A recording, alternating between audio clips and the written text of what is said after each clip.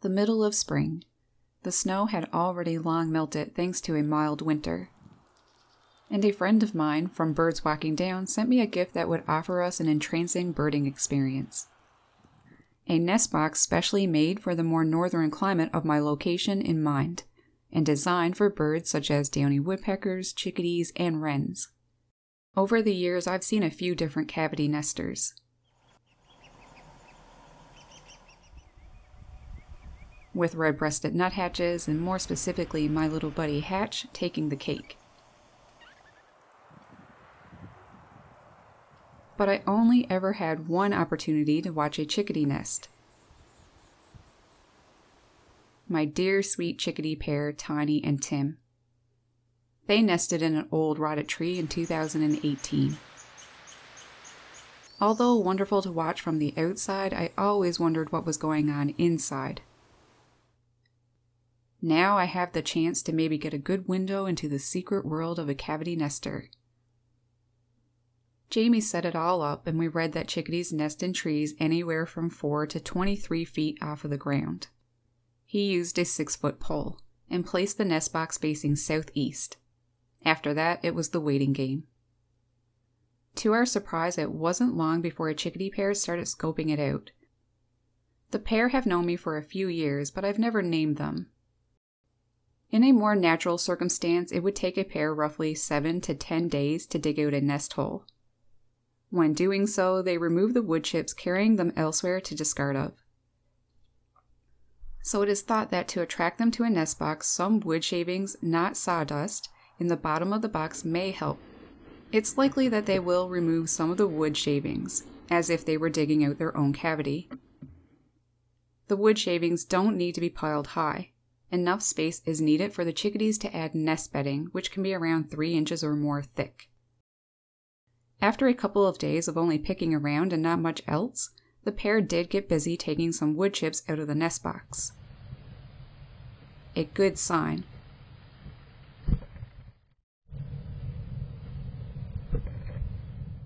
But it went on for days, with long gaps of no one coming by, which had us questioning if they were really serious or not. Then after a week, about 8 days since checking out the nest box, the first piece of moss was brought back to make a bedding for eggs to be laid in. Confirmation that the female had likely made her mind up on raising a brood here. We were excited.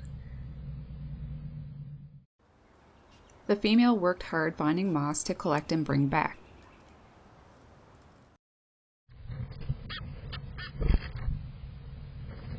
Plenty of food offerings took place too.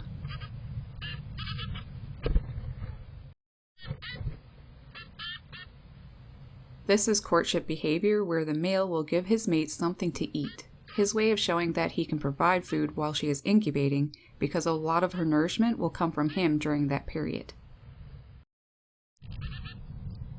On the 10th day, for the first time, the female spent the night in the box.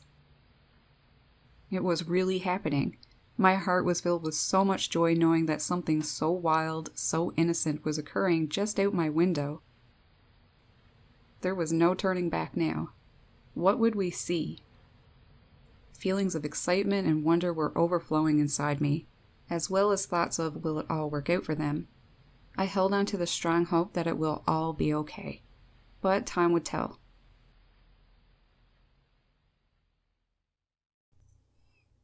"12 days in, the female started bringing fur, likely from a carcass of a snowshoe hare nearby. Only the female builds the nest. It is fairly complex, starting with coarse material like moss, but there can also be pine needles and strips of bark. This is the foundation. Then it is lined with softer materials such as animal fur or downy plant fibers like cattails, spider webs, insect cocoons, or feathers are used as well. Normally the cup is around 1 inch deep, and the length about 2 inches across. The construction of the nest can take anywhere from 3 to 4 days, up to 2 weeks before complete. On the 15th day, we got a little surprise. The first egg. With the nest bedding so messy and no cup shape, we really didn't expect to see one. It seemed that our little girl had some more shaping and work to do. I learned that the female will begin laying eggs just a couple days after applying nest bedding. Generally, 1 egg a day is laid, until there are 5 to 10, which are white with fine dark spots. There can be as many as 13 eggs laid or as less as 1. Usually, egg laying occurs in the morning. Incubation doesn't begin until normally the day before the female lays the last egg. It's done in that way so that all the eggs will hatch within 24 hours of each other. Over the course of a few days, a nest cup started forming. We weren't getting much view though to see if she had laid any more. In fact, the one we knew of for sure was buried completely under all the fur. It's my understanding that the female seems to deliberately hide the eggs under fur to maintain temperature. After her doing some rearranging on the 20th day, we finally did get a good view and could see 3 eggs. The next day, 5 were visible, and then the day after, 6. This was where she stopped. For roughly 13 or 14 days, the female is fully committed to them, incubating for 20 to 25 minute time periods, stopping only to feed, maintain nest, and things like that. A couple of times she stayed up practically all night, preening, cleaning, and shaping the nest, and turning the eggs. Early in the morning, her mate would greet her with food at the hole. Then one morning, when watching what had been recorded while we slept, we saw something I had never seen before but had read about. The snake display. I should mention though that I did see something quite similar to this one time, a few years ago with Tim, Tiny's mate, as he tried scaring a chipmunk away from the nest. Obviously nothing to the level I was seeing here though.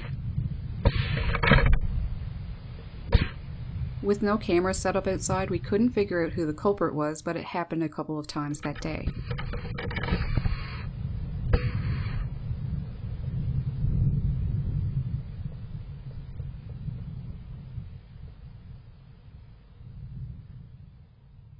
I was worried for her safety. It was clear though that this mama was ready to defend her precious eggs with her life. Several days went by with no more disturbances to the nest box. Then one morning it happened again.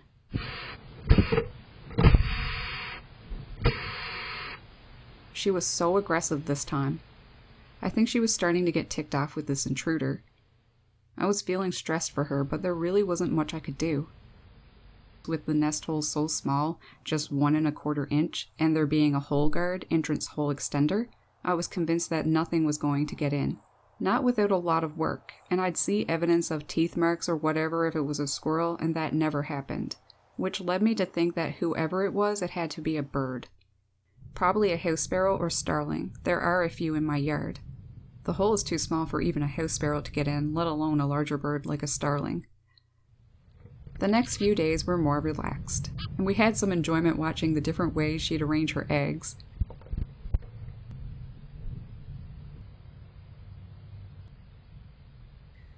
On the morning of the 13th of June, when we woke up, there was a few nestlings.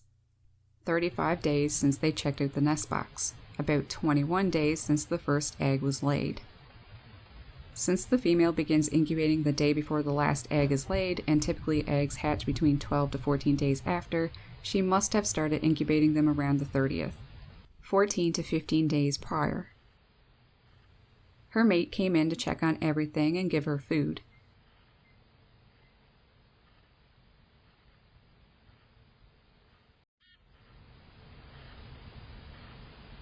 She talked to the nestlings when trying to feed them, sometimes using the faint for-bee song, a version of the call parent chickadees use when alerting the babies to feeding time.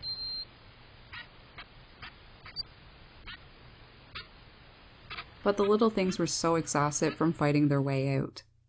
While letting them rest, she ate one of the eggshells.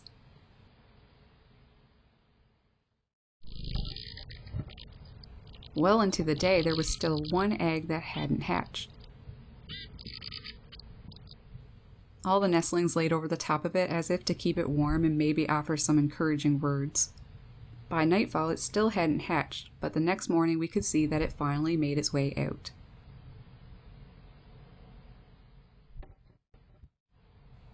Only the female broods the young.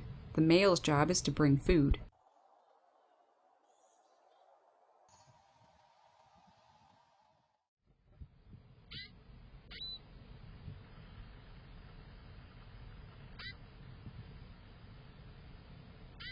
Anywhere from 6 to 14 trips to the nest can be made in 1 hour.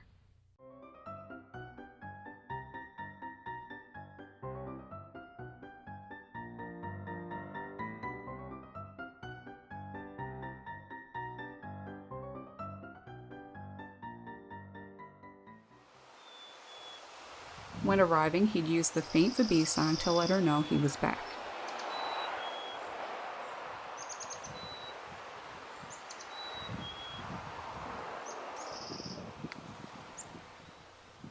Keeping the nest sanitary is of high importance, so both parents collect the fecal sacs and carry them away. But when they are very young, the sacs are so small that often the female eats them, saving her and her mate time of discarding of them elsewhere. In fact, at this stage, they may even offer her some nourishment. Watching the tiny babies and the parents caring for them was such a fascinating thing to witness. All the hard, tireless work.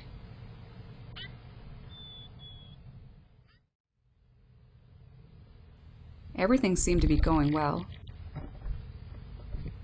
Then just 2 days after hatching, the male had come to the nest with food and quickly hid in the back behind his mate. Something had followed him. She immediately responded with the snake display.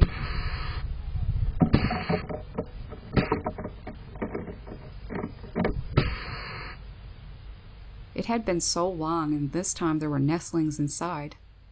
Whoever the culprit was, they were not successful, and as the days went on, they seemed to give up. It just goes to show the dangers that nesting birds face. Black-capped chickadees, if there is no disturbance to the nest, typically fledge around 16 to 20 days after hatching, so it would be another 15 or 16 days before these vulnerable chicks would be ready to leave. At around 5 days since hatching, we could see that some feathers were starting to show. Each passing day, they changed so much in looks and size. By the 22nd of June, I noticed their sweet little eyes were open, and by the 24th, some preening would even take place. Now, their little adorable black-caps were perfectly visible. Amazing how quickly birds grow up. It seems as though one day they are these little beings with not much personality, awareness, or size, and then bam, they are preening, moving, and looking around, with just this consciousness beaming through from their little eyes. A sentient life form. That has always been intriguing to me about nestlings, how suddenly they've grown into a more conscious existence. By the 26th of June, things were getting interesting. A lot of movement, and even some wing flapping now.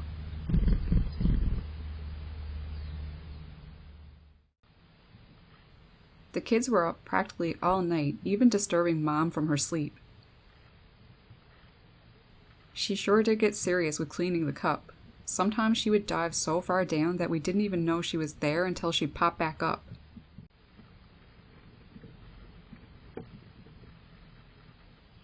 They were getting so big that for a couple of days we could only count 5. Didn't know where the 6th one was. Until one day a hole started to form at the very edge of the nest up against the wall of the box. Just one little head poking up through. Clearly, it had enough of being kept down by its siblings and found a way around that. The mother continued to stay in the nest box with them, but never needed to warm the nestlings anymore. I don't know how she would now anyway with them so big. Over the next 5 days, wing flapping really started picking up.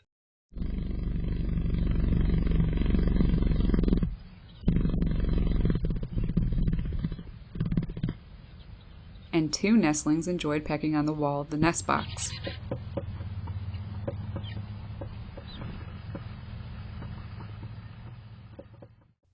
Some flying around inside took place as well, and they'd even land on each other. It was funny to watch. June 30th, 17 days after hatching, the nestlings were flying around and wing flapping so much that we thought fledging was close, but nothing happened that day. The next day, 18 days after hatching, they were looking out of the nest hole.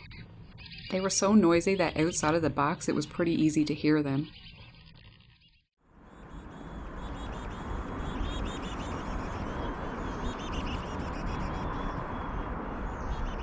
To someone unsuspecting, though, they'd never know that inside all of this was occurring.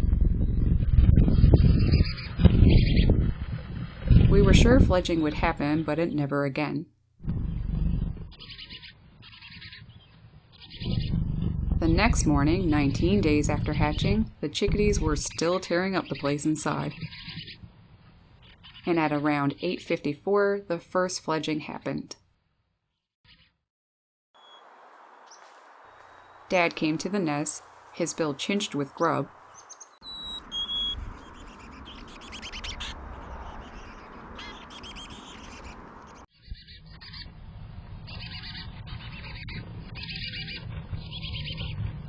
He stuck around.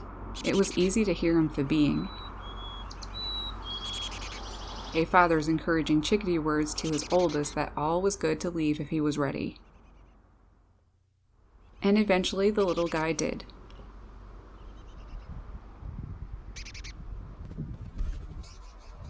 Over the next couple of hours, a lot of wing flapping and flying took place. Often the nestlings would go to the hole but not leave.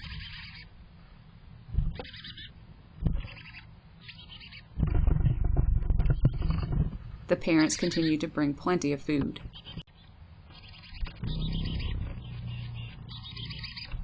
At around 10:50 a.m., the excitement picked up again. It was clear that another one was ready to go. The second nestling. Dad once again gave his encouraging words, being and such.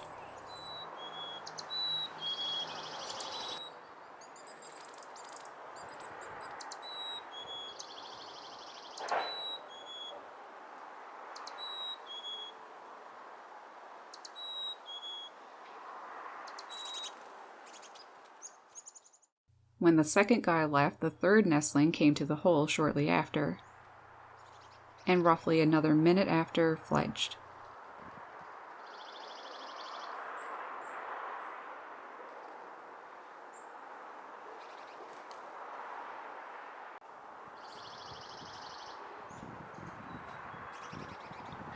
The fourth nestling immediately flew over with so much ambition at first.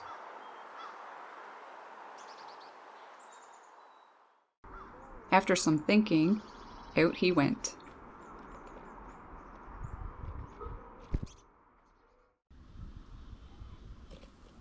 This little one stayed in the hole for 8 minutes before finally going.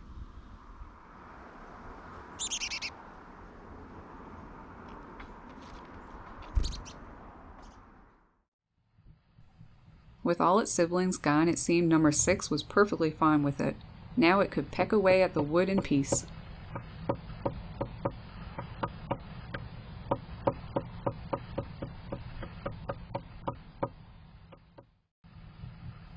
Things changed, though, once it realized it was all alone. Then Dad came with food and left, as if to say, if you want this, you'll have to leave to get it. Worked like a charm. Little one wasn't long getting moving after that.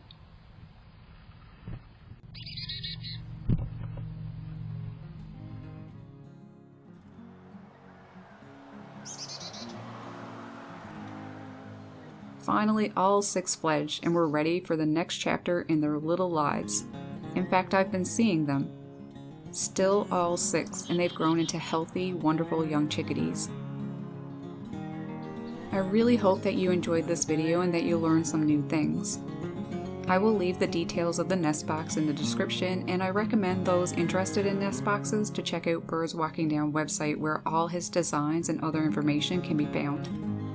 Of all that I shared in this video, what did you like seeing or learning about the most? Comment below and let me know, and as always, thank you so much for watching. Take care. Happy birding.